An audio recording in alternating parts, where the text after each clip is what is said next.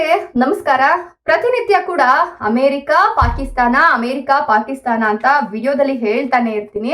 But ಈ ಒಂದು video ಮಾಡಕ್ಕೆ ಆಗ್ತಿರ್ತಕ್ಕಂತ ಖುಷಿ ನಿಜಕ್ಕೂ ಕೂಡ ಇಷ್ಟು ವಿಡಿಯೋಗಳಲ್ಲಿ ಯಾವ್ದ್ರಲ್ಲೂ ಕೂಡ ಆಗಿರ್ಲಿಲ್ಲ. ಯಾಕಂತ ಅಂದ್ರೆ ಈಗ ಅಮೆರಿಕಾದ ಅಧ್ಯಕ್ಷ ಟ್ರಂಪ್ ಕೊಟ್ಟಿರ್ತಕ್ಕಂತ ಹೇಳಿಕೆ ಅಷ್ಟು ಖುಷಿ ಕೊಡ್ತಾ ಇದೆ. ನಮ್ಮ ಭಾರತವನ್ನ ಹೆದರ್ಕೊಳ್ತಕ್ಕಂತ ದೇಶ ಅಂತ ಅನ್ಕೊಂಡಿದ್ದಂತಹ ಟ್ರಂಪ್ ಇದೀಗ ನಮ್ಮ ದೇಶದ ಮುಂದೆನೆ ಮಂಡಿಯೂರಿ ಕುಳಿತಕ್ಕಂತ ಪರಿಸ್ಥಿತಿ ಎದುರಾಗಿದೆ. ಟ್ರಂಪ್ ವಿರುದ್ಧ ಆತನ ಸ್ವಪಕ್ಷದವರೇ ನಿಂತಿದ್ದು ಇದೀಗ ಟ್ರಂಪ್ ಒಂದು ಆಡಳಿತ ವ್ಯವಸ್ಥೆಯನ್ನ ಕಟುವಾಗಿ ಟೀಕಿಸ್ತಿದ್ದಾರೆ.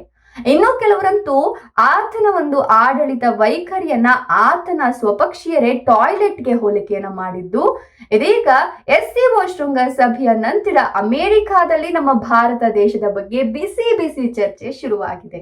ಹಾಗಾದ್ರೆ ಏನಿದು ಸುದ್ದಿ ಹೇಳ್ತಾ ಹೋಗ್ತೀನಿ. ಅದಕ್ಕಿಂತ ಮೊದಲು ಕರ್ನಾಟಕ ನ್ಯೂಸ್ 9ಗೆ ಸ್ವಾಗತ.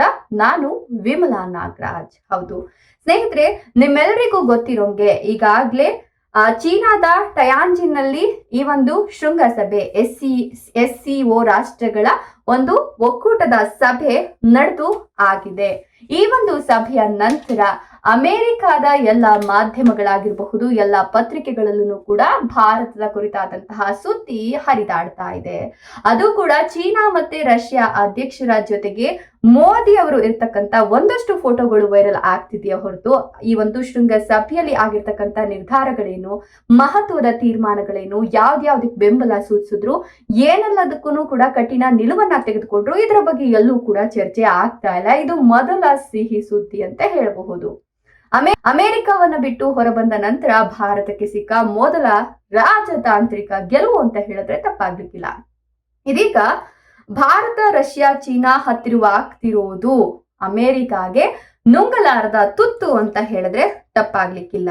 ಹೌದು, ಇನ್ನು ವಿದೇಶಾಂಗ ನೀತಿ ಇದ್ರ ಬಗ್ಗೆ ಗೊತ್ತಿರ್ತಕ್ಕಂಥವ್ರು ಅಮೆರಿಕ ಮಾಡ್ಕೊಂಡಿರ್ತಕ್ಕಂಥ ಎಡವಟ್ಟಿನ ಕುರಿತು ಆಡ್ತಾರೆ. ಅದರಲ್ಲೂ ವಿದೇಶಾಂಗ ನೀತಿಯ ಬಗ್ಗೆ ಇಷ್ಟು ಮಾಹಿತಿ ಗೊತ್ತಿದ್ರು ಕೂಡ ಗೊತ್ತು ಟ್ರಂಪ್ ಅವರ ಬಗ್ಗೆ ವಿರೋಧ ವ್ಯಕ್ತಪಡಿಸಲಿಕ್ಕೆ ಇಷ್ಟು ವಿದೇಶಾಂಗ ನೀತಿಯ ಒಂದು ಜ್ಞಾನ ಇದ್ರೂ ಸಾಕು.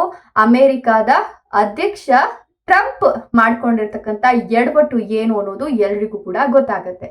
ಸೊ ಅಮೆರಿಕ ನ್ಯಾಷನಲ್ ಸೆಕ್ಯೂರಿಟಿಯ ಅಧ್ಯಕ್ಷನಾಗಿರ್ತಕ್ಕಂಥವ್ರೇನೆ ಜಾನ್ ಬಾಲ್ಟನ್ ಇವರೇನೆ ಈಗ ಟ್ರಂಪ್ನ ವಿರೋಧಿಸ್ತಾ ಇದ್ದಾರೆ. ಅದು ಕೂಡ ಅಮೆರಿಕ ನ್ಯಾಷನಲ್ ಸೆಕ್ಯೂರಿಟಿಯ ಅಧ್ಯಕ್ಷ NSA ಅಧ್ಯಕ್ಷನಾಗಿರ್ತಕ್ಕಂಥ ಜಾನ್ ಬಾಲ್ಟನ್ ಏನಿದಾರಲ್ಲ ಇವರೇನೆ ಈ ಒಂದು ಭಾರತದ ವಿರುದ್ಧ ಅಮೆರಿಕ ಮಾಡಿದ್ಯಲ್ಲ ಒಂದಷ್ಟು ಕುತಂತ್ರಗಳು, ಒಂದಷ್ಟು ಕಿತ್ತೋಗಿರೋ ಕೆಲಸಗಳು ಅದೆಲ್ಲಾನು ಕೂಡ ತಪ್ಪು. ಇವರು ರಿಪಬ್ಲಿಕನ್ ಪಕ್ಷ ಇದೆಯಲ್ಲ, ಅಮೆರಿಕದ ರಿಪಬ್ಲಿಕನ್ ಪಕ್ಷ ಇದೆಯಲ್ಲ, ರಿಪಬ್ಲಿಕನ್ ಪಕ್ಷದಿಂದಲೇ ಟ್ರಂಪ್ ಅಧ್ಯಕ್ಷನಾಗಿರೋದು. ಸೊ ಈ ಒಂದು ಪಕ್ಷದಲ್ಲಿ ಇರ್ತಕ್ಕಂಥವ್ರು NCA ಅಧ್ಯಕ್ಷನಾಗಿರ್ತಕ್ಕಂಥವ್ರೇನೆ ಟ್ರಂಪ್ ಮಾಡ್ಕೊಂಡಿರೋದು ತಪ್ಪು ಅಂತ ಹೇಳ್ತಿದ್ರೆ ಖಂಡಿತವಾಗಿಯೂ ಕೂಡ ಅಂದ್ರೆ ಟ್ರಂಪ್ನ ಕೆಲವೊಂದಷ್ಟು ನಿಲುವುಗಳು ಇದೆಯಲ್ಲ, ಭಾರತದ ವಿರುದ್ಧ ಆತನ ನಿಲುವುಗಳು ಇದೆಯಲ್ಲ ಅದು ತಪ್ಪು ಅಂತ ಸ್ವತಃ ಸ್ವಪಕ್ಷೀಯರೇ ಹೇಳ್ತಿರ್ಬೇಕಾದ್ರೆ ಭಾರತಕ್ಕೆ ಇದಕ್ಕಿಂತ ದೊಡ್ಡ ಗೆಲುವು ಇನ್ನೇನ್ ಬೇಕು ಹೇಳಿ. ಇದರ ಜೊತೆಗೆ ಒಂದಷ್ಟು ಮಾಧ್ಯಮಗಳಿರಬಹುದು, ಒಂದಷ್ಟು ನ್ಯೂಸ್ ಪೇಪರ್ಗಳಿರಬಹುದು, ಅದರಲ್ಲೂ ಕೂಡ ಟ್ರಂಪ್ ಮಾಡ್ಕೊಂಡಿರ್ತಕ್ಕಂಥ ಎಡವಟ್ಟು ಇವತ್ತು ಭಾರತ ವಿಶ್ವ ಮಟ್ಟದಲ್ಲಿ ಗುರುತಿಸ್ಕೊಳ್ತಾ ಇದೆ, ಅಲ್ಲಿದೆ ಇಲ್ಲಿದೆ ಅಂತ ಹೇಳ್ಬಿಟ್ಟು ಒಂದಷ್ಟು ಸುದ್ದಿಗಳನ್ನ ಬಿತ್ತರಿಸ್ತಿರೋದು ಎಲ್ಲೋ ಒಂದ್ ಕಡೆ ಟ್ರಂಪ್ಗೆ ನುಂಗಲಾರ್ದ ತುತ್ತು. ಸೊ ಇದೆಲ್ಲವನ್ನ ನೋಡಿರ್ತಕ್ಕಂಥ ಟ್ರಂಪ್ ಸುದೀರ್ಘವಾಗಿ ಒಂದು ಹೇಳಿಕೆಯನ್ನ ಕೊಟ್ಟಿದ್ದಾರೆ. ಆ ಹೇಳಿಕೆಯನ್ನ ಕೇಳ್ಬಿಟ್ರೆ ಖಂಡಿತವಾಗಿಯೂ ಕೂಡ ನೀವು ಬಿದ್ದು ನಗ್ತೀರಾ. ಆ ಸಿಲ್ಲಿ ಹೇಳಿಕೆ, ಆ ಸುಳ್ಳು ಹೇಳಿಕೆಗಳು ಎಂತವ್ರು ನೋಡಿದ್ರು, ಎಂತವ್ರು ಕೇಳಿಸ್ಕೊಂಡ್ರು ಟ್ರಂಪ್ ನಿನ್ ಬುದ್ಧಿ ಇದ್ಯಾ ಇಲ್ವಾ ಅಂತ ಕೇಳ್ತಾರೆ. ಅಷ್ಟು ಚಿಕ್ಕ ಮಗುವಿನ ತರ ಒಬ್ರ ಮೇಲೆ ಇನ್ನೊಬ್ರು ಹಾಕೋದು, ಇನ್ನೊಬ್ರ ಮೇಲೆ ಒಬ್ರು ಹಾಕೋದು, ಈ ರೀತಿ ಮಾಡ್ತೀವಿ ನೋಡಿ ಚಿಕ್ಕ ಮಕ್ಳಿದ್ದಾಗ, ಆ ರೀತಿ ಹೇಳ್ಕೊಂಡಿರುವಂತದ್ದು. ಆ ಹೇಳಿಕೆಗಳು ಏನು ಅದನ್ನ ಹೇಳ್ತಾ ಇವತ್ತಿನ ವಿಡಿಯೋವನ್ನ ಮುಗಿಸ್ತೀನಿ ಸ್ನೇಹಿತರೆ. ಮೊದಲನೇ ಹೇಳಿಕೆ ಏನಪ್ಪಾ ಅಂತ ಹೇಳಿದ್ರೆ, ಭಾರತಕ್ಕೆ ಅವರಿಂದ ಇನ್ಕಮ್ ಆಗ್ತಿದ್ಯಂತೆ, ನಮ್ಮ ದೇಶಕ್ಕೆ ಅವನಿಂದ ನಮ್ಗೆ ಇನ್ಕಮ್ ಆಗ್ತಿದೆ, ಹಾಗಾಗಿ ಭಾರತವನ್ನ ನಾನು ದೂರ ಇಟ್ಟೆ, ಭಾರತದಿಂದ ನಮ್ಗೇನು ಇನ್ಕಮ್ ಇಲ್ಲ, ನಮ್ಮಿಂದ ಭಾರತ ಬೆಳೀತಿದೆ ಅನ್ನುವಂತಹ ಸಿಲ್ಲಿ ಹೇಳಿಕೆಯನ್ನ ಮೊದಲನೇ ಬಾರಿಗೆ ಕೊಟ್ಟಿರ್ತಕ್ಕಂಥದ್ದು. ಇನ್ನು ಎಕ್ಸ್ಪೋರ್ಟ್ ಮಾಡೋ ವಿಚಾರಕ್ಕೆ ಸಂಬಂಧಪಟ್ಟಂತೆ ಭಾರತಕ್ಕೂ ನಮಗೂ ಸಂಬಂಧನೇ ಇಲ್ಲ, ನಾವು ಏಕಪಕ್ಷೀಯ ವ್ಯಾಪಾರವನ್ನ ಮಾಡ್ತಾ ಇದ್ದೀವಿ, ಅದಕ್ಕೆ ನಾನು ಭಾರತವನ್ನ ಹೊರಗಡೆ ಇಟ್ಟಿದ್ದೀನಿ ಅಂತ ಹೇಳ್ಕೊಂಡಿದ್ದಾನೆ. ಅಂದ್ರೆ ಏಕಪಕ್ಷೀಯ ವ್ಯಾಪಾರ ಮಾಡೋ ಹಂಗಿದ್ರೆ ಈ ಒಂದು ಡಿಜಿಟಲ್ ಸರ್ವಿಸ್ ಲೆಕ್ಕಾಚಾರ ಬರುತ್ತಲ್ಲ, ಈ ಒಂದು ಡಿಜಿಟಲ್ ಸರ್ವಿಸ್ ಗೂಗಲ್ ಪೇ ಇರಬಹುದು, ಗೂಗಲ್ ಇರಬಹುದು, ಯೂಟ್ಯೂಬ್ ಇರಬಹುದು, ಫೇಸ್ಬುಕ್ ಇರಬಹುದು, ಇದೆಲ್ಲ ಯಾವ ದೇಶದ್ದು ಅಂತ ಒಂದೇ ಒಂದ್ಸಲ ಟ್ರಂಪ್ ಥಿಂಕ್ ಮಾಡಿಬಿಟ್ರೆ ಖಂಡಿತವಾಗಿಯೂ ನಮ್ಮ ದೇಶದಿಂದ ಆಗ್ತಿರ್ತಕ್ಕಂಥ ಇನ್ಕಮ್ ಇದೆಯಲ್ಲ, ನಮ್ಮ ದೇಶದಲ್ಲಿ ಇರ್ತಕ್ಕಂಥದ್ದು 140 ಕೋಟಿ ಸ್ವಾಮಿ ಜನ, ಈ 140 ಕೋಟಿ ಜನ ಅಷ್ಟೂ ಜನನು ಯೂಸ್ ಮಾಡ್ಲಿಲ್ಲ ಅಂತಂದ್ರು ಕನಿಷ್ಠ ಪಕ್ಷ 130 ಕೋಟಿ ಜನ ಯೂಸ್ ಮಾಡ್ತಿಲ್ವಾ? ಅದರಿಂದ ನಿಮ್ಗೆ ಎಷ್ಟು ಇನ್ಕಮ್ ಬರ್ತಾ ಇದೆ? ಇದನ್ನ ಭಾರತ ಲೆಕ್ಕ ಆಗ್ತಿದ್ಯಾ? ಅದೆಂಗೆ ಏಕಪಕ್ಷೀಯ ವ್ಯಾಪಾರ ಅಂತ ಈ ಟ್ರಂಪ್ ಬರ್ಕೊಂಡಿದ್ದಾನೋ ಗೊತ್ತಿಲ್ಲ. ಇನ್ನು ಇದ್ರ ಜೊತೆಗೆ ಅಮೆರಿಕನ್ ಟಾಪ್ ಟ್ರೇಡಿಂಗ್ ಪಾರ್ಟ್ನರ್ಶಿಪ್ ಇದೆಯಲ್ಲ, ಈ ಪಾರ್ಟ್ನರ್ಶಿಪ್ ಅಲ್ಲೇನೆ ನಮ್ಮ ದೇಶ 10ನೇ ಸ್ಥಾನದಲ್ಲಿದೆ ಅಂತ ವಿಶ್ವಸಂಸ್ಥೆನೆ ಘೋಷಣೆ ಮಾಡಿರ್ತಕ್ಕಂಥದ್ದು.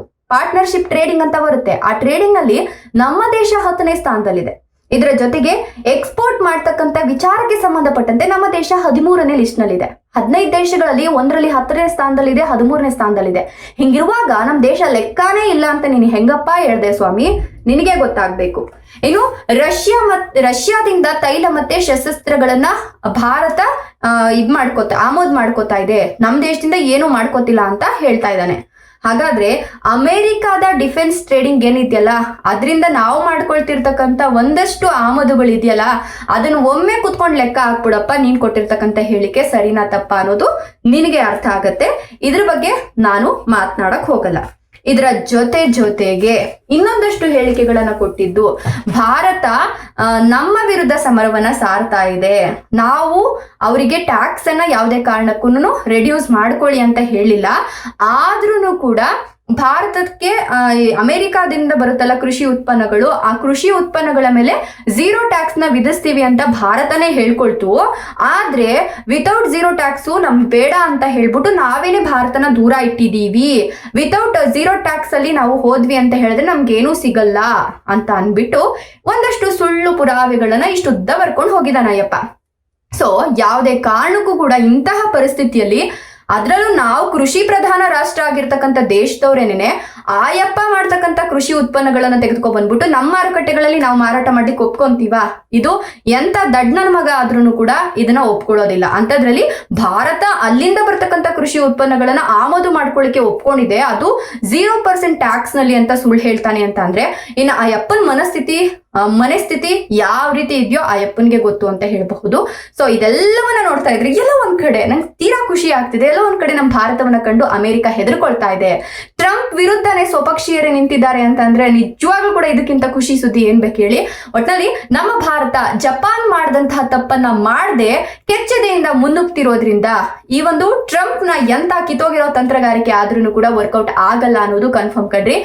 ಭಾರತ ದೇಶದ ಒಂದು ಅಧಿಕಾರ ಇದೆಯಲ್ಲ, ಮೋದಿಯವರನ್ನ ಬಿಟ್ಟು ಬೇರೆ ಯಾರ ಕೈಲಾದ್ರೂ ಹೋಗಿತ್ತು ಅಂತಂದ್ರೆ ಖಂಡಿತವಾಗಿಯೂ ಕುಲಗೆಟ್ಟ ಹೋಗ್ತಾ ಇತ್ತು. ನಾನು ಯಾವುದೇ ಪಕ್ಷದ ಪರವಾಗಿ ಮಾತಾಡ್ತಿಲ್ಲ, ವ್ಯಕ್ತಿಯ ಪರವಾಗಿ ಮಾತನಾಡ್ತಿಲ್ಲ, ಆಡಳಿತದ ಪರವಾಗಿ ಮಾತನಾಡ್ತಿದ್ದೀನಿ.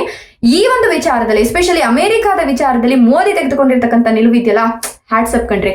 ನಿಜಕ್ಕೂ ಕೂಡ ಮೋದಿ ತೆಗೆದುಕೊಂಡಿರ್ತಕ್ಕಂಥ ಈ ನಿಲುವು ದೊಡ್ಡ ಮಟ್ಟದಲ್ಲಿ ಚರ್ಚೆ ಆಗುತ್ತೆ, ಭಾರತವನ್ನ ದೊಡ್ಡ ಮಟ್ಟಕ್ಕೆ ತೆಗೆದುಕೊಂಡು ಹೋಗುತ್ತೆ ಅಂತ ಹೇಳ್ತಾ ಇವತ್ತಿನ ವಿಡಿಯೋ ಮುಗಿಸ್ತಾ ಇದ್ದೀನಿ. ಇದರ ಬಗ್ಗೆ ನಿಮ್ಮ ಅನಿಸಿಕೆ ಅಭಿಪ್ರಾಯಗಳನ್ನ ಕಮೆಂಟ್ ಮಾಡಿ, ವಿಡಿಯೋ ಇಷ್ಟ ಆದ್ರೆ ಲೈಕ್ ಕೊಟ್ಟು ಶೇರ್ ಮಾಡಿ, ತಪ್ಪದೆ ನಮ್ಮ ಚಾನಲ್ ಅನ್ನು ಸಬ್ಸ್ಕ್ರೈಬ್ ಮಾಡ್ಕೊಳ್ಳಿ. Thank you.